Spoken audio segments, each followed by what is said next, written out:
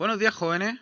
Hoy día, en la clase de hoy, nos toca hablar, ¿cierto?, con la continuación del capítulo anterior en el que estuvimos revisando las características de la dictadura militar, ¿cierto?, de el régimen de Pinochet, ¿ya?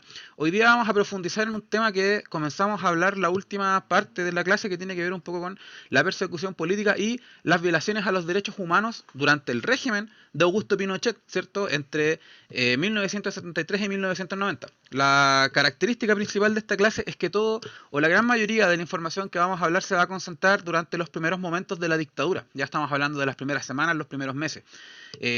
Porque mientras más pasaba el tiempo, o al menos ustedes se van a ir dando cuenta que mientras más pasaba el tiempo, más se va a ir calmando la situación con respecto a las violaciones a los derechos humanos, ¿ya? Pero en estos momentos nos vamos a centrar directamente en los primeros días de la dictadura. Vamos a ver entonces qué es lo que ocurre durante los primeros días de la dictadura, ¿cierto? Los primeros días o los momentos o los instantes posteriores al 11 de septiembre de 1973, ¿ya? Primero que todo, cabe mencionar que durante los primeros días de la dictadura militar en Chile, ya se produjeron allanamientos masivos en todo el territorio y sobre todo los que iba controlando rápidamente la junta militar posteriores al 11 de septiembre. ¿Ya?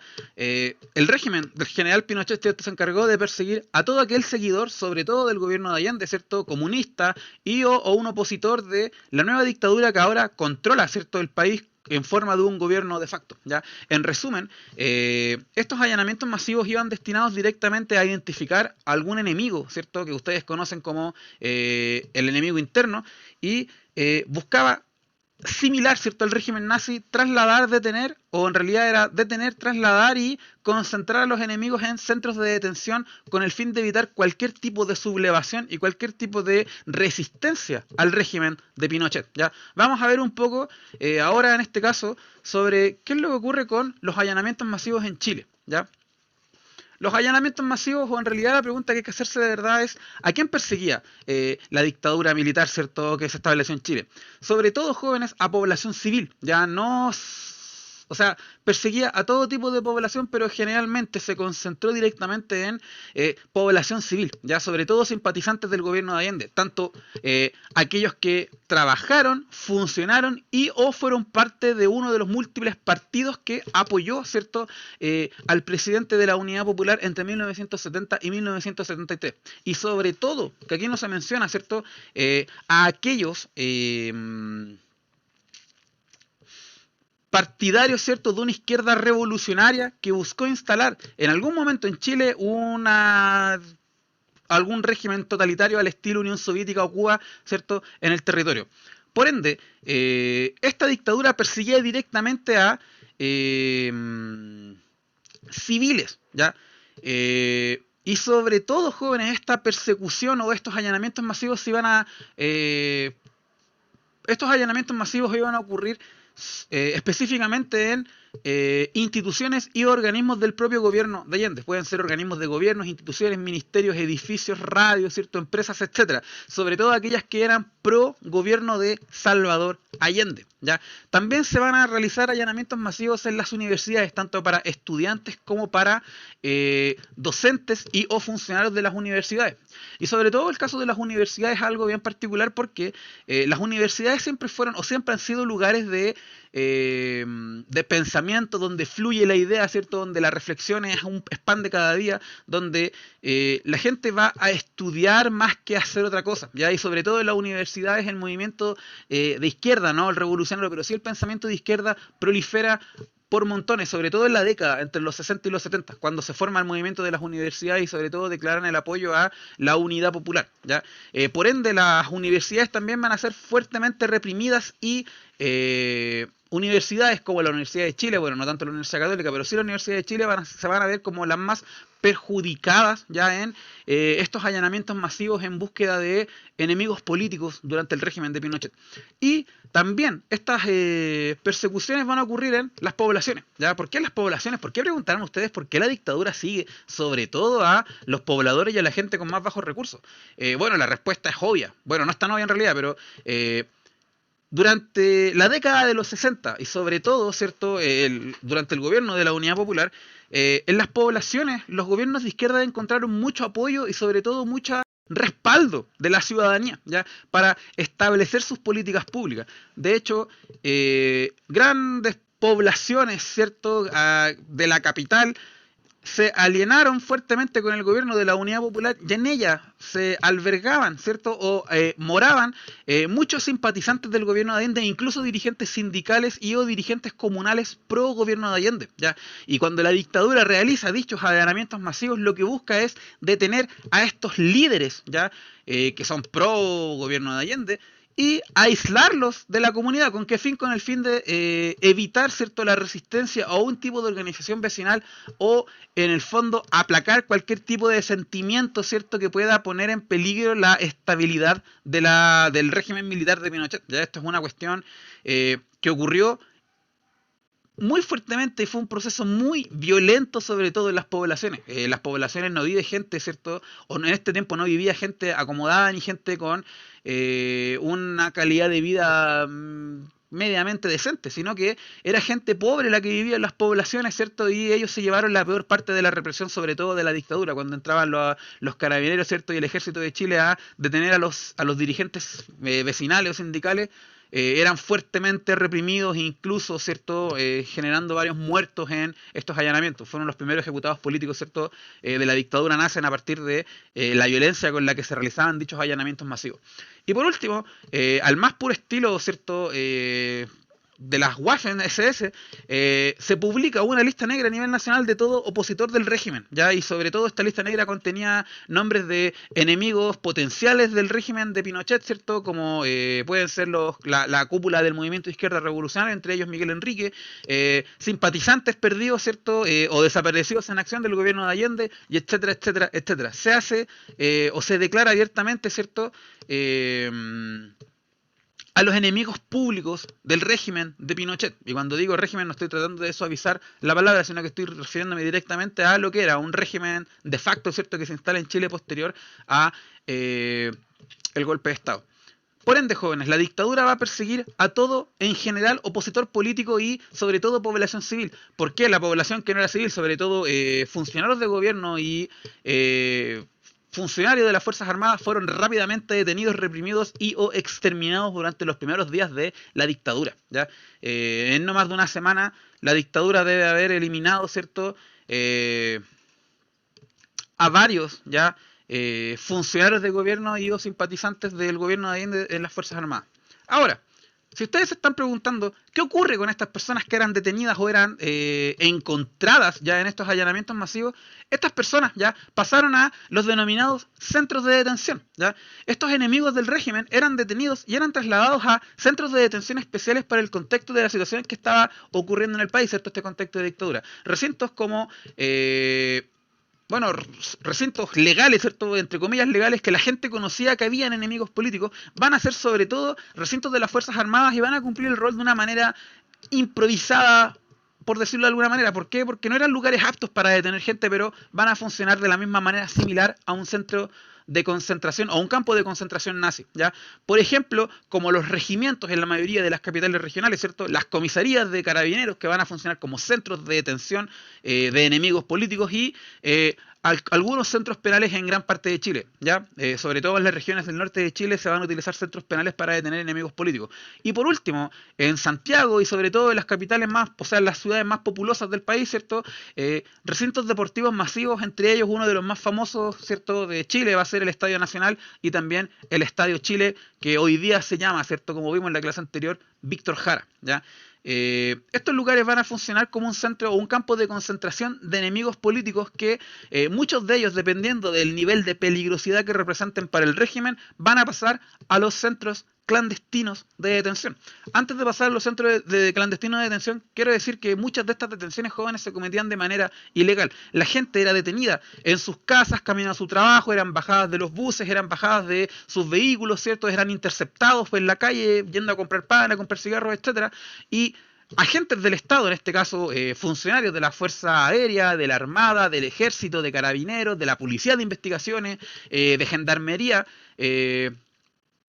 los reducían y los subían a un vehículo, y los dejaban en calidad de desaparecidos. Ya muchos de ellos volvían a aparecer días después, ¿cierto? En centros de detención, sobre todo los que yo he mencionado, y muchos de ellos nunca desaparecieron. ¿Por qué nunca desaparecieron? Porque dependiendo del nombre de la persona que se detenía, estas personas pasaban directamente a centros de detención clandestinos, ¿ya? ¿Qué son los centros de detención clandestinos primero que todo? Los centros de detención clandestinos o centros de detenciones ilegales son aquellos en donde se cometieron la mayoría de los crímenes de lesa humanidad durante la dictadura de Pinochet, ¿ya? En estos lugares se aplicó la tortura, la violencia y en muchos casos el exterminio para todo extremista, ¿cierto? Terrorista y o comunista bajo los parámetros del régimen. O sea, en el fondo estos centros de detención funcionaron como el lugar de extracción de información, ¿cierto? Violaciones a los derechos humanos y como un centro de exterminio para todo aquel que el régimen considerara como peligroso. Ya alrededor de unas 3.000 personas en Chile, si no creo que fue un poco más, fueron las que se consideran como ejecutados políticos por la dictadura. Cabe mencionar ya que estos centros de detención eran administrados por la Dirección de Inteligencia Nacional a cargo del general Manuel Contreras, algo que vimos, ¿cierto?, en el video anterior que ustedes pueden encontrar fácilmente. Y hay muchos de ellos que hoy día, ¿cierto?, son sitios de memoria y están ubicados, ¿cierto?, y están en pie tal cual como quedaron, ¿cierto?, o tal cual como pueden, o fueron entregados ya, o han sido recuperados después de borrar lo que ocurrió ahí adentro, para no olvidar nunca lo que ocurrió en esos lugares. Ya entre ellos, por ejemplo, Villa Grimaldi, que está, si no me equivoco, en La Reina, ¿cierto?, Londres 38, en pleno centro de Santiago. Hay otros que son menos comunes, pero igual de conocidos, como La Venda Sexy, Tejas Verdes, Colonia Dignidad, ¿cierto? Tres Álamos y también el Estadio Chile, ¿ya? El tema del Estadio Chile lo pueden ver, ¿cierto? Pueden profundizar más con un documental en Netflix que se llama Masacre en el Estadio, que habla directamente de la detención de Víctor Jara y la posterior tortura y muerte que se le da al cantautor, ¿cierto?, con el que se identificaba fuertemente a Chile y en el mundo con el régimen de la Unidad Popular, también con el gobierno de Salvador Allende. Es súper bueno ese documental, yo se lo recomiendo que lo vean, ya 10 de 10 el documental, y sobre todo cuenta de una manera bastante neutra la visión de las violaciones a los derechos humanos, y se van a dar cuenta que de neutro ya es un discurso común que pueden encontrar sobre las violaciones a los derechos humanos en Chile, valga la redundancia, ¿ya? Y por último, frente a todo este contexto que está ocurriendo en Chile, ¿cierto?, frente a toda esta violencia sistemática, frente a toda esta violencia desenfrenada por parte del régimen de Pinochet, no se hizo esperar la lucha por la defensa de los derechos humanos en Chile, ¿ya? La lucha por la defensa de los derechos humanos va a ser, en el fondo, el poco bastión de humanidad que le queda al país en estos momentos, ¿cierto? Y va a ser un lugar de esperanza para aquellas personas que se encuentran en una situación de persecución política, de represión o incluso de desaparición de sus seres queridos, ¿ya? ¿Qué ocurrió en Chile con las violaciones a los derechos humanos? Frente jóvenes a las innumerables denuncias de detenciones ilegales y sobre todo de personas desaparecidas, organismos civiles y religiosos tomaron en sus manos la lucha por la defensa de los derechos humanos en el Chile, ¿cierto?, de este nuevo Chile de Augusto Pinochet. Entre ellos, ¿cierto?, organismos como el Comité Pro Paz, ¿cierto?, que era un organismo religioso, la agrupación de las familiares detenidos desaparecidos, la Vicaría de la Solidaridad, y el Comité de Defensa del Pueblo van a cumplir con innumerables funciones y sobre todo con ayuda humanitaria, defendiendo los derechos humanos para las víctimas de la dictadura. Cabe mencionar, jóvenes, que antes de revisar cada uno de estos, para que lo conozcan, para que lo sepan en realidad, muchos de estos funcionaban casi como un organismo no gubernamental. Ya era ayuda de personas, ¿cierto?, de centros o de organismos religiosos que buscaron hacer un poco de justicia con lo que estaba ocurriendo en Chile. Ya en este Chile donde se están violando fuertemente los derechos humanos y donde están apareciendo denuncias de desaparición y de exterminio de personas en la vía pública. Bueno, las personas no eran ejecutadas públicamente, pero aparecían cadáveres todos los días en la calle, ¿cierto?, en las ciudades más importantes, sobre todo a las orillas de los ríos, en los pastizales, ¿cierto?, en las canchas de tierra, etcétera, etcétera, etcétera. Veamos un poco lo que es el Comité Pro Paz. Este Comité Pro Paz, ¿cierto?, se crea en 1973 y es un organismo de carácter religioso y sobre todo ecuménico, ¿ya?, que reunió a diversas iglesias, entre ellas la protestante, la católica e incluso iglesias judías, para proteger, ¿cierto?, y entregar apoyo legal a los perseguidos políticos del régimen de Pinochet, ¿ya?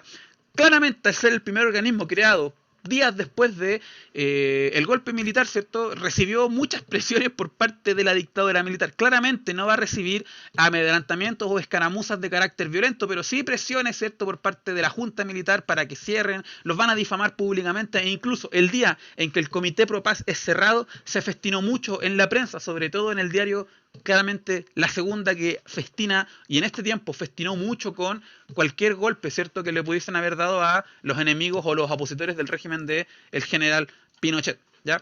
Segundo, la agrupación de familiares de los detenidos desaparecidos. Quizás esta es una de las agrupaciones más famosas, ¿cierto?, del Chile de finales de siglo, ¿ya?